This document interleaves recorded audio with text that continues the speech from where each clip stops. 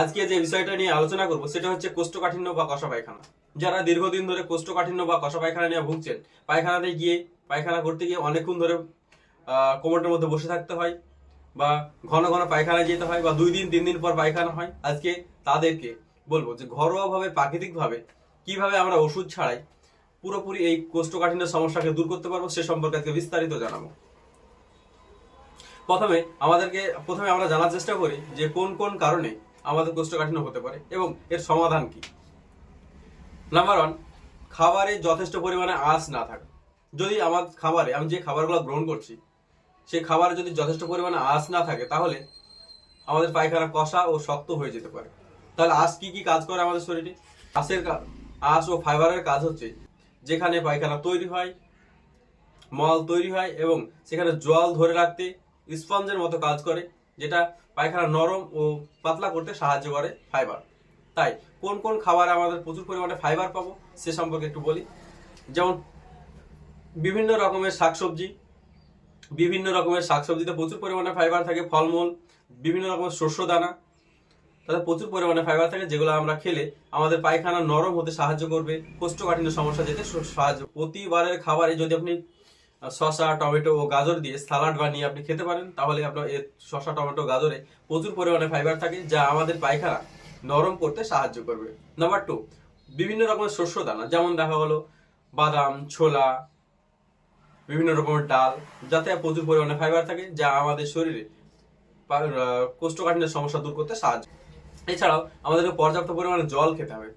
আমাদের শরীরে যদি জল কম খাই, আমরা যদি প্রচুর পরিমাণে জল কম খাই, তাহলে আমাদের পায়খানা শক্ত ও কষা হতে পারে, তার ফলে আমাদের বিভিন্ন রকমের সমস্যা আসতে পারে। 2, আমরা যদি দীর্ঘক্ষণ ধরে শুয়ে বসে দিন কাটাই, তাহলে আমাদের যে সমস্যাগুলো হয় তার ফলে আমাদের কোষ্ঠকাঠিন্যের সমস্যা হয়ে যেতে পারে।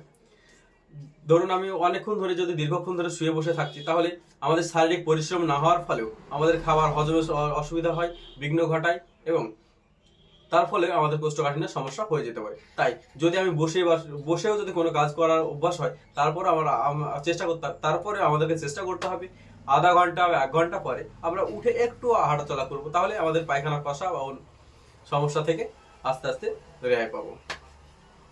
নাম্বার 3, পর্যাপ্ত পরিমাণে জল না খাওয়া।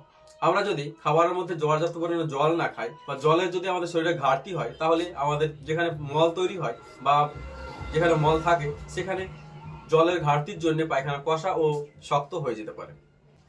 নাম্বার 4, যদি আমাদের পায়খানার চাপ আসে, অনেক সময় অনেকে মানুষ করে কি, পায়খানার চাপ আসলো তো একটু বসে থাকি, আধা ঘন্টা পর পায়খানা করি, এরকম যদি অভ্যাস হয়ে থাকে, তাহলে কি হয়, পায়খানার বেগ আসার পর যদি আমি সঙ্গে সঙ্গে পায়খানায় না গিয়ে যদি বসে থাকি, তার ফলেও আমাদের শরীরে সে পায়খানা থেকে জল শুষে নিয়ে শুষ্ক করে দেয়, এবং তার ফলে আমাদের কোষ্ঠকাঠিন্যের সমস্যা হয়।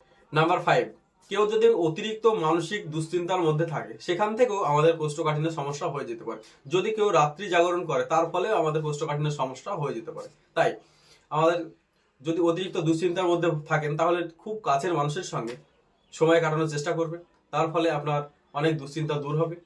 যদি অতিরিক্ত রাত্রি জাগা অভ্যাস থাকে, চেষ্টা করবেন রাত্রি 10টার আগে ঘুমিয়ে যাওয়া, তার ফলেও আমাদের কোষ্ঠকাঠিন্যের সমস্যা দূর হয়ে যাবে। তাহলে আমাদেরকে মাথায় রাখতে হবে পর্যাপ্ত পরিমাণে জল খেতে হবে, পর্যাপ্ত পরিমাণে ফাইবারযুক্ত খাবার খেতে হবে।